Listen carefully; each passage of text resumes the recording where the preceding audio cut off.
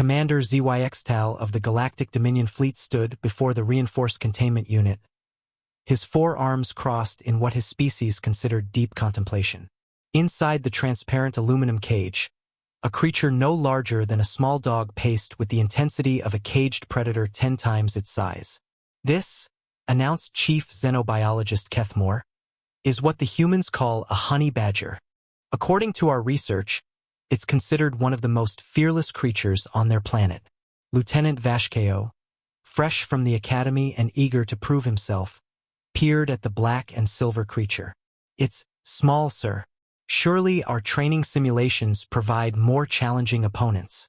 Commander Zyx'tal's mandibles clicked in amusement. "Lieutenant, size means nothing. Our intelligence indicates that this creature regularly fights predators 20 times its mass. It's immune to most venoms, can dig through concrete, and according to human documentation, absolutely does not give a shit." He consulted his data pad. The human phrase is apparently significant in their culture. The honey badger, as if sensing it was being discussed, stopped pacing and fixed them with a stare that seemed to peer directly into their souls.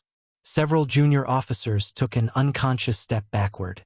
"The plan is simple," Zyx'tal continued. "Our soldiers have grown soft during the long peace. They need to face something truly unpredictable, something that will test their reflexes and combat instincts without the risk of actual death. This creature is perfect. Small enough to be manageable, fierce enough to keep them on their toes." Dr. Kethmore nodded enthusiastically. "I've studied hours of footage. The honey badger's tactical approach is fascinating. It doesn't retreat, doesn't show fear, and seems to treat every encounter as a life-or-death battle, regardless of the opponent's size." "Exactly. If our soldiers can learn to anticipate and react to something this relentlessly aggressive, they'll be prepared for anything the universe might throw at them." The first training session was scheduled for the next day. 20 of their finest warriors would face the honey badger in a specially designed arena, an enclosed space with various obstacles and hiding spots. The creature would be released, and the soldiers would have to survive for 30 minutes while completing various objectives. What could go wrong? Lieutenant Vashkeo asked, his translator adding an unfortunate note of optimism to the question. Commander Zyx'tal's expression grew thoughtful. "Famous last words, Lieutenant. But this time, we've planned for every contingency." They hadn't planned for the human settlement nearby, or the fact that the colony ship's security protocols had some unexpected gaps, or that 3-year-old human children possessed a supernatural ability to find their way into places they absolutely shouldn't be. As night fell over the training facility, none of them noticed the small figure in colorful pajamas crawling through a maintenance shaft that the architects had never intended to be accessible to anyone, let alone someone barely 3 feet tall with an insatiable curiosity about the doggy he'd seen earlier. The training arena buzzed with nervous energy as 20 Zephyrian warriors filed into position. Each stood nearly 8 feet tall, their natural exoskeletons gleaming under the artificial lights. Years of military discipline had honed them into perfect specimens of their species. Logical, methodical, and supremely confident in their abilities. "Remember," Commander Zyx'tal's voice crackled through their comm units, "this is not about defeating the creature. This is about adaptation, about learning to respond to pure, unpredictable aggression. You have 30 minutes to retrieve the 3 data cores hidden throughout the arena." Sergeant Thakvar, a veteran of the asteroid campaigns, checked his stun weapon one last time. How dangerous can one small Earth creature be? The containment door hissed open. For a moment, nothing happened. The honey badger sat in the doorway, seemingly taking stock of its new environment. The warriors tensed, weapons ready, waiting for the creature to charge or attack or do something predictably aggressive. Instead, the honey badger yawned. "Is it bored?" whispered Private Nextin. Then the honey badger noticed them. What happened next would later be described in the official reports as a systematic deconstruction of everything we thought we knew about small unit tactics. The honey badger didn't charge mindlessly. It moved with purpose, using the arena's obstacles not for cover but as launching points. Within seconds, it had Private Yulmek pinned behind a concrete barrier, frantically firing his stun weapon at a target that seemed to phase through solid matter. "It's impossible," Sergeant Thakvar reported. "The creature appears to be in 3 places at once." "Maintain formation," Zyx'tal commanded. "You're facing one small mammal." That's when the honey badger proved it could climb walls. Private Kextor, thinking himself safe on an elevated platform, suddenly found 12 pounds of fury landing on his helmet. His terrified screaming echoed through the arena as he stumbled blindly, trying to dislodge what he was convinced was a small demon. Meanwhile, Corporeal Dexmon had managed to retrieve the first data core, but as he sprinted toward the extraction point, the honey badger somehow materialized in front of him. For a moment, soldier and creature stared at each other. The honey badger's expression seemed to say, "You have something that belongs to me now." I don't think it wants the data core, sir," Dexmon reported. "Then what does it want?" I think it just wants to fight." That's when they heard the giggling. High-pitched, delighted giggling echoed from somewhere in the arena, but none of the warriors could identify its source. The honey badger froze mid-charge, its head tilting in a gesture that somehow managed to look puzzled. "Command, are you detecting additional audio signals?" Sergeant Thakvar asked, still crouched behind his barrier. "Negative. What are you hearing?" The giggling came again, closer now, accompanied by a small voice saying something in what sounded like the human language. "Doggy. Doggy wants to play." From behind a stack of training equipment, a tiny figure emerged. He couldn't have been more than 3 feet tall, wearing what appeared to be colorful sleeping garments covered in pictures of Earth vehicles. His hair stuck up at odd angles, and he was dragging something that looked suspiciously like a stuffed animal. The entire arena fell silent. 20 trained warriors, each armed with sophisticated weapons and years of combat experience, watched in absolute bewilderment as a human toddler toddled directly toward the most aggressive creature they'd ever encountered. "Command," Sergeant Thakvar's voice was barely a whisper. "We have a problem. Do not engage." Commander Zyx'tal's voice cracked through every comm unit simultaneously. "Nobody move. Nobody breathe. Nobody even think aggressive thoughts." The human child, Jake, according to the colony records they were frantically pulling up, continued his determined march toward the honey badger, completely oblivious to the 20 armored warriors frozen in various states of combat readiness around him. "Doggy," Jake announced with the confidence of someone who had never met a dog that didn't want to be his friend. "Nice doggy." The honey badger, which moments before had been systematically terrorizing trained soldiers, sat down and watched the approaching tiny human with what could only be described as curiosity. "This is unprecedented," Dr. Kethmore's voice whispered through the command channel. "According to all our data, honey badgers show no distinction between threats. They should treat a human child the same as they treat everything else, as something to fight." Jake plopped down cross-legged in front of the honey badger, well within what the Zephyrians had calculated as the instant death radius. He held up his stuffed animal, a remarkably accurate plush replica of what their databases identified as an Earth dinosaur. "This is Rex," Jake informed the honey badger seriously. "He's a dinosaur, but he's nice. Do you want to be friends?" The honey badger sniffed the offered toy, then looked back at Jake. For a moment that seemed to stretch into eternity, 2 species that had evolved on opposite sides of the galaxy regarded each other with mutual curiosity. Then the honey badger did something that would later require extensive updates to several scientific databases. It gently took the toy dinosaur in its mouth and set it down between them, as if accepting the gift. "He likes Rex." Jake clapped his hands in delight. "Can I pet you, doggy?" "Command?" Sergeant Thakvar's voice was strained.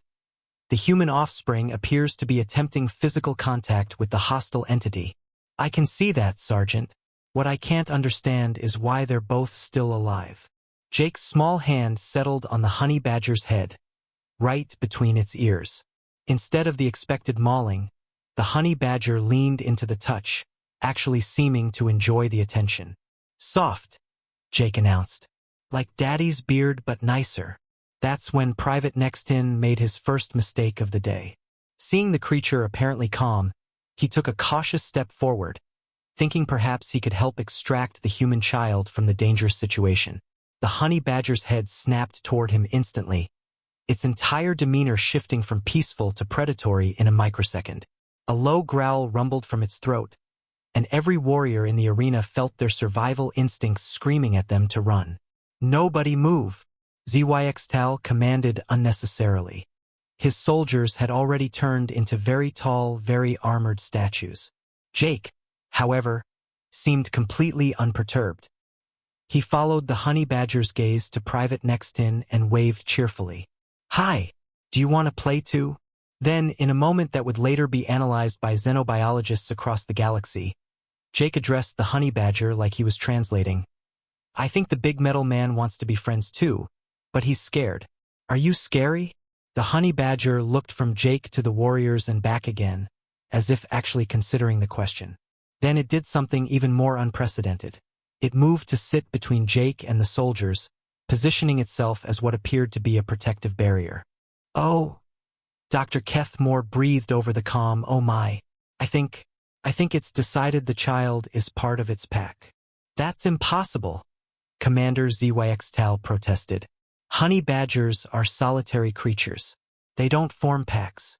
"Apparently," came the dry response, "nobody told the honey badger that." Jake, blissfully unaware that he had just redefined interspecies relationships, had found a ball somewhere in the arena equipment. "Wanna play fetch, doggy?" He threw the ball with the uncoordinated enthusiasm that only a 3-year-old could muster. It bounced off Sergeant Thakvar's helmet with a metallic ping. The honey badger looked at the ball, looked at Jake's expectant face, then did something that would require emergency rewrites of several military training manuals. It retrieved the ball and brought it back to Jake, dropping it at the child's feet. "Good doggy," Jake squealed with delight. 20 seasoned warriors stood frozen in place, watching a human toddler play fetch with one of the most aggressive creatures in known space, while their entire understanding of predator behavior crumbled around them. "Command," Sergeant Thakvar's voice was very, very quiet. "I think we might need a new training protocol."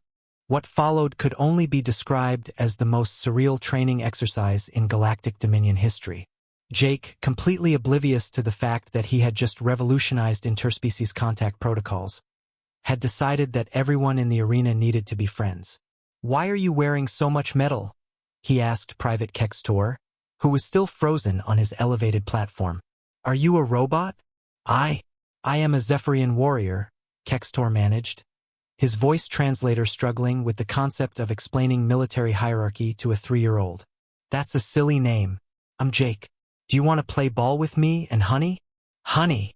Jake pointed at the honey badger, which had apparently acquired a name during the last 5 minutes. "He's Honey the honey badger. It's a good name, right?" The creature in question was now sitting alertly beside Jake, still watching the warriors with the intensity of a professional bodyguard. Every time one of them shifted position, Honey's head would track the movement, assessing threat levels with the efficiency of a military AI. "Command," Sergeant Thakvar reported. "The situation has evolved. The hostile entity appears to have adopted the human offspring, and the offspring has named it." "I can hear that, Sergeant. What I want to know is how a 3-year-old human managed to do what 20 trained soldiers couldn't." Dr. Kethmore's voice crackled through the comm, thick with scientific excitement. "I'm reviewing the footage now." The child approached with no aggressive posturing, no weapons, no threat displays. Most importantly, he showed no fear. The honey badger's entire behavioral profile is based on responding to aggression with overwhelming force.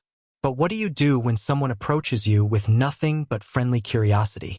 "You make friends, apparently," Zyx'tal muttered. Jake had moved on to introducing Rex the dinosaur to each of the warriors individually. He would walk up to them, well within their personal space bubbles, and hold up his stuffed animal. "This is Rex," he would announce. "He's very brave and he protects people. Like you. Are you brave?" It was Corporal Dexmon who first broke protocol. Looking down at the tiny human who was staring up at him with absolute trust and curiosity, he found himself kneeling down to Jake's level. "Yes," he said quietly. "I try to be brave." "That's good." Jake beamed. "Rex likes brave people." Do you want to hold him? As Dexmon carefully accepted the stuffed dinosaur, several things happened simultaneously. Honey the honey badger assessed the interaction, determined it was non-threatening, and actually relaxed slightly. Jake clapped his hands in delight at having facilitated a successful introduction. And 19 other Zephyrian warriors realized they were witnessing something extraordinary. The child has no concept of species barriers, Dr. Kethmore observed. To him, we're just tall friends who happen to be wearing armor. There's no us versus them mentality, no tribal thinking. Just pure, uncomplicated social curiosity. Lieutenant Vashkeo, emboldened by Dexmon's success, cautiously approached. Hello, Jake. I'm Vashkeo. That's still a silly name, Jake informed him matter-of-factly. But okay, do you want to play? Honey likes games. But the other metal people were being too loud and scary. We were training, Vashkeo explained. Training for what? The question was so simple, so innocent, that it stopped the entire command staff cold. They were training to fight, to hurt, to dominate through superior force and tactics. How did you explain that to someone who saw the entire universe as a potential playground? We were learning to be better soldiers, Vashkeo said finally. Jake considered this seriously. Like how I'm learning to tie my shoes? Something like that. Oh, well, you should learn to be friends first. Honey can teach you. He's really good at it now. As if summoned by his name, Honey padded over and sat down next to Vashkeo, looking up at the 8-foot-tall warrior expectantly. I think, Vashkeo said slowly. He wants me to pet him. Probably, Jake agreed. He likes behind his ears best. Commander Zyx'tal watched through the observation deck as his lieutenant. A trained killer, a specialist in 17 forms of combat, gingerly scratched behind the ears of a creature that had terrorized his entire unit 15 minutes earlier. Sir, came Dr. Kethmore's voice. I'm beginning to think we've been approaching this all wrong. How so? We brought in the honey badger to teach our soldiers about facing unpredictable aggression. But what we're actually learning is something far more valuable. We're learning about the most dangerous weapon in the human arsenal, which is their complete inability to see enemies where others see only potential friends. Down in the arena, Jake was now attempting to teach Honey how to play peekaboo using Sergeant Thokvar's shield. The honey badger was participating with what appeared to be genuine enthusiasm, while the sergeant stood perfectly still, afraid to breathe. That child just neutralized our most aggressive training asset with nothing but friendship, Zyx'tal murmured. No weapons, no tactics, no strategy. Just walked up and decided they were going to be friends. And now, Kethmore added, he's systematically doing the same thing to our soldiers. Look at them. One by one, the warriors were relaxing, kneeling down to Jake's level, accepting toys to examine, asking careful questions about Rex the dinosaur. The entire dynamic of the exercise had shifted from combat training to something that looked suspiciously like a playdate. Sir, Sergeant Thokvar's voice came through the comm. Request permission to play ball with the human child and his companion. Zyx'tal looked at his command staff. His xenobiologist was frantically taking notes. His tactical officer was running probability calculations that kept returning impossible results. His security chief was questioning everything he thought he knew about threat assessment. Permission granted, Sergeant. I think we're about to learn something very important about humans. 3 hours later, the hostile training exercise had evolved into what could only be described as the galaxy's most unusual cultural exchange program. Jake had successfully befriended every single warrior in the arena, taught half of them how to play peekaboo, and somehow convinced Honey to demonstrate his tunnel-digging abilities by excavating an impressive fort in the arena's dirt floor. Up, Jake demanded, raising his arms toward Private Nextin, who stood nearly 8 feet tall in full armor. What? Nextin looked around helplessly. He wants you to pick him up, Corporal Dexmon explained. He had become something of a Jake whisperer over the past hour. It's a bonding ritual. Very important in human culture, apparently. How do you know that? I asked him. Nextin carefully lifted Jake up to shoulder height, terrified he might break the tiny human. Instead, Jake whooped with delight and pointed around the arena like he was surveying his new kingdom. "Look, honey, I'm tall like the metal people."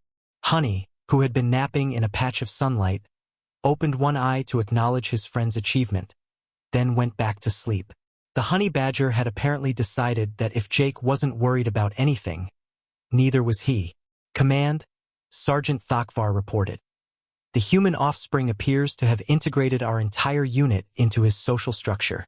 We are now, according to him, Jake's army." Commander Zyx'tal rubbed his temples with two of his forearms. The situation had long since departed from anything resembling a military exercise, but the data they were collecting was unprecedented. "Sergeant, has the child made any requests?" "Several, sir.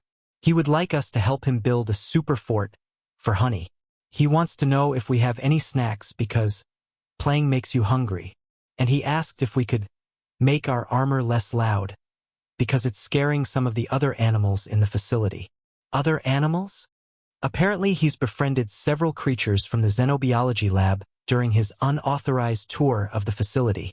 There's a Centauri tree spider following him around, and something that looks like a miniature dragon from the Vega system. Dr. Kethmore's voice crackled through the comm with barely contained excitement. "Sir, you need to see this. The child isn't just befriending these creatures randomly. He's actually creating a functioning multi-species pack structure. Each animal has taken on a specific role based on their natural abilities, but they're all centered around protecting and entertaining Jake." Through the observation windows, they could see that Kethmore was right. Honey had positioned himself as primary security, always keeping himself between Jake and any potential threats. The tree spider had claimed the high ground, watching from the ceiling. The small dragon-like creature was apparently serving as Jake's personal assistant, bringing him interesting objects it found around the arena. "It's like he's running a tiny United Nations," Zyx'tal murmured. "Sir," Lieutenant Vashkeo's voice came through the comm. "The child is asking if we want to learn any games. He says Honey knows some good ones." "What kind of games?" "Well, there's hide and seek, which apparently involves the honey badger demonstrating advanced stealth and infiltration techniques. There's chase, which seems to be a form of pursuit and evasion training, and something called King of the Hill, which appears to be a dominance establishment exercise." Zyx'tal looked at his staff. "Are you telling me that a 3-year-old human has developed a more effective training protocol than our military academy?" "It would appear so, sir. Also, he's asking if you want to come down and meet everyone. He says you look lonely up here." Through the reinforced windows, they could see Jake waving up at the observation deck with both hands, a huge smile on his face. Honey sat beside him, and even the honey badger seemed to be looking expectantly toward the command staff. "Sir," Dr. Kethmore said quietly, "I think this might be the most important first contact protocol we've ever encountered. This child has managed to create peaceful cooperation between species that have never even met before, using nothing but genuine curiosity and kindness. And the scary part," added the tactical officer, "is that it's working. Our soldiers aren't just playing along. They're actually learning. I've never seen threat assessment and adaptation happen this quickly."